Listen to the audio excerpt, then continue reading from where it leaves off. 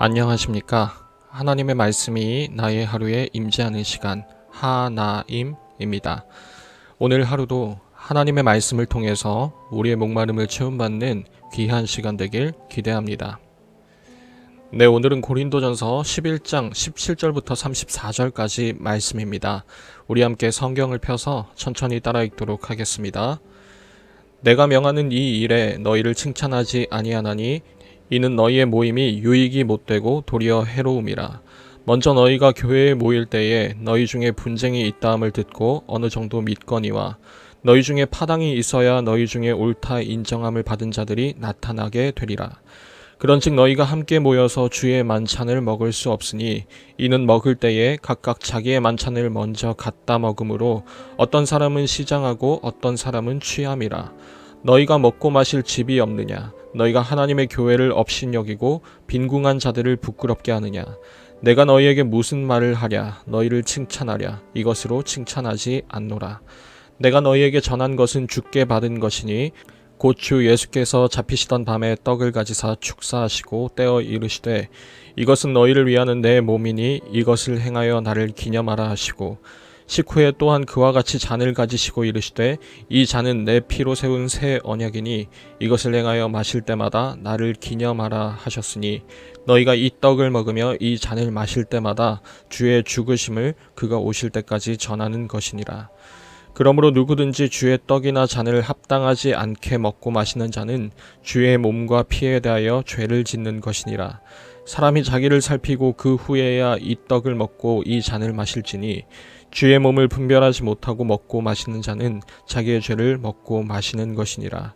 그러므로 너희 중에 약한 자와 병든 자가 많고 잠자는 자도 적지 아니하니 우리가 우리를 살폈으면 판단을 받지 아니하려니와 우리가 판단을 받는 것은 주께 징계를 받는 것이니 이는 우리로 세상과 함께 정죄함을 받지 않게 하려 하심이라. 그런즉 내 형제들아 먹으러 모일 때에 서로 기다리라. 만일 누구든지 시장하거든 집에서 먹을지니 이는 너희의 모임이 판단받는 모임이 되지 않게 하려 함이라. 그 밖의 일들은 내가 언제든지 갈 때에 바로 잡으리라. 여러분, 오늘 11장 후반부도 큰 틀에서는 어제 살펴본 내용과 쭉 이어지는 내용이라 할 수 있겠습니다. 예배 때 일어나는 본질적으로 그릇된 잘못된 방향성에 대해서 하나하나 지금 바울이 짚어나가고 있는 거죠.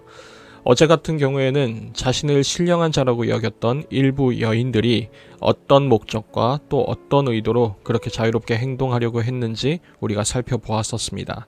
그리고 우리는 그 부분에서 그들이 하나님을 기준으로 두지 않고 남들보다 더 큰 권력과 또 권위를 행사하려는, 누리려는 그런 민낯을 살펴볼 수 있었죠. 그리고 오늘 이야기도 그런 민낯의 다른 버전, 다른 케이스라고 할 수 있을 것 같아요. 오늘 이야기를 통해서 혹 우리에게는 그런 모습이 있지 않은지 잘 한번 분별해 볼 수 있는 그런 묵상 시간이 되었으면 좋겠습니다. 오늘 11장 후반부의 경우에는 주의 만찬이라고 하는 특별한 상황을 배경으로 이야기가 다뤄지는데요. 완전히 똑같은 것은 아니겠지만 흔히 오늘날 우리가 알고 있는 성찬식을 좀 떠올려 보면 좋겠습니다. 다들 교회에 모여서 예수님의 십자가, 예수님의 죽음과 또 부활을 기념하면서 떡과 포도주를 나누잖아요. 그런데 당시에는 오늘날처럼 어떤 큰 교회 예배당이 있어서 거기에 모여서 이런 만찬을 지냈던 게 아니라 그래도 교회 교인 중에서 좀 부유하고 여유가 있는 가정에서 또 넓은 마당에 초대해서 함께 예수님을 기념하는 그런 식사로 나눴었죠. 약간 우리가 영화에서 자주 봤을 법한 서양식 바베큐 파티 정도를 생각하시면 이미지로서는 적당하지 않을까 싶습니다. 오늘은 바로 그런 배경에서 일어난 이야기입니다. 바로 거기서 문제가 발생하는 거죠. 다 같이 하나 되어 한 분 예수님을 기념하고 또 감사해야 하는 자리인데 자리가 지금 구분되어 있는 겁니다. 쉽게 말해서 VIP석이 따로 마련되어 있었던 거죠. 어떤 기득권층은 VIP실에서 따로 좋은 음식들을 마련해서 그것들을 서로 올리면서 먹고 밖에서는 가난한 사람들이 따로 겨우겨우 음식을 먹었던 거죠. 그 모습을 오늘 21절에서는 이렇게 기록하고 있습니다. 이는 먹을 때에 각각 자기의 만찬을 먼저 갖다 먹으므로 어떤 사람은 시장하고 어떤 사람은 취함이라. 모두가 예수님으로 하나 되어야 할 자리에서 오히려 극심한 차별과 분열이 일어나고 있는 겁니다. 그리고 그 이유는 이전과 마찬가지로 그들 가운데 하나님을 생각함이 없었던 거죠.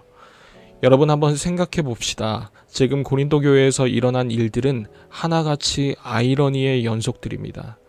무엇보다 하나님이 우선되어야 할 장소와 또 상황에서 하나님이 오히려 아예 뒷전으로 밀려나는 그런 모습을 볼 수 있기 때문이죠. 그리고 거기서 하나님을 뺀 결과 남는 것은 누가 강하냐, 누가 더 많이 가졌냐의 싸움이었습니다.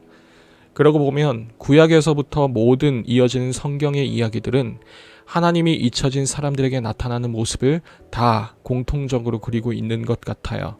자기 눈에 볼 때 더 좋은 것들을 사람들마다 차지하려고 하죠. 아브라함의 조카 롯이 땅을 고르는 장면도 그렇고 광야에서 이스라엘 백성들이 보여주었던 모습도 똑같았죠. 사사기는 아예 주제 자체가 그런 이야기였고 심지어 신약에 넘어와서도 예수님의 제자들 사이에서도 누가 크냐, 누가 더 높은 제자냐라는 문제로 다투는 모습들을 우리가 볼 수 있었습니다. 누구랄 것 없이 성경이 일관되게 보여주는 것 하나는 하나님이 주인으로 계시지 않는 이상 그 자리를 차지하기 위해 사람들은 가장 잔인하면서도 또 파괴적으로 변한다는 것을 우리는 알 수 있습니다. 그게 설령 교회 아니라고 해도 마찬가지라는 거죠.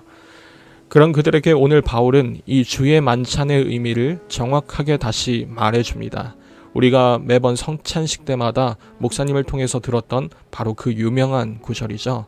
오늘 23절부터 26절까지 말씀인데 제가 읽어드리겠습니다.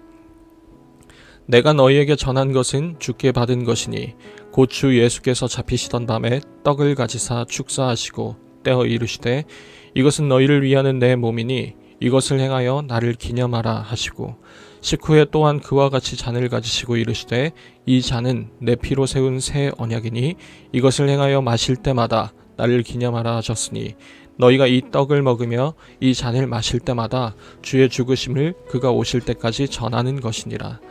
지금 바울이 말하고자 하는 바는 분명하죠. 예수님이 주인 되셔야 할 그 자리에서 결코 주님이 잊혀져서는 안 된다는 것, 또 전해져야 하는 것은 높아짐이 아니라 낮아짐이고 그 핵심은 바로 우리 주 예수님의 죽으심이라는 겁니다.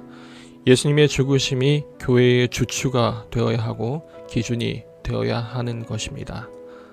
사랑하는 우리 중고등부 여러분, 요즘 오징어 게임이라는 그 드라마가 전 세계적으로 아주 히트를 치고 있죠. 직접 보지는 않으셨겠지만 거기서 다루는 주제는 익히 들어 알고 있을 거라 생각합니다.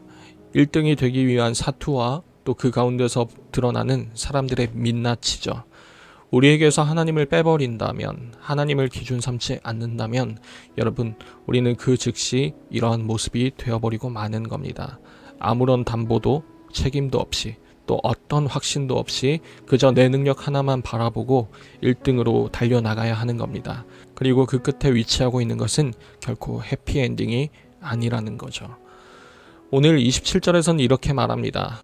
그러므로 누구든지 주의 떡이나 잔을 합당하지 않게 먹고 마시는 자는 주의 몸과 피에 대하여 죄를 짓는 것이니라. 우리가 주님을 우리 삶의 기준에서 제외해 버린다면 그게 바로 우리가 주님께 죄를 짓는 거라고 오늘 성경은 말하고 있죠. 여러분, 죄는 하나님의 뜻과 어긋나는 것을 말합니다. 이미 예수님의 죽으심과 부활을 통해서 우리를 행복한 자로 하나님께서 만들어 주셨는데 우리는 그걸 걷어차버리고 다시 내 얼마 되지도 않는 그 능력을 붙들고 1등으로 내달리는 그 모습, 그렇게 엇나가는 모습이야말로 죄가 아니고 달리 무엇이겠습니까? 바라기는 우리 중고등부 모두가 부디 우리의 삶에서 하나님을 잊지 않았으면 좋겠습니다. 어떻게든 오늘 하루도 뒤처지지 않고 버티는데 급급했던 삶을 살았던 여러분들이라면, 그래서 굉장히 지치고 힘들다 느끼는 여러분이라면 하나님을 다시 찾으시길 바라고 그 하나님이 여러분의 삶의 온전한 유일한 기준이 되었으면 좋겠습니다. 매일 저녁 9시 하나님의 말씀이 나의 하루에 임재하는 시간, 오늘은 이것으로 마치도록 하겠습니다. 모두들 평안한 밤 되시기 바랍니다.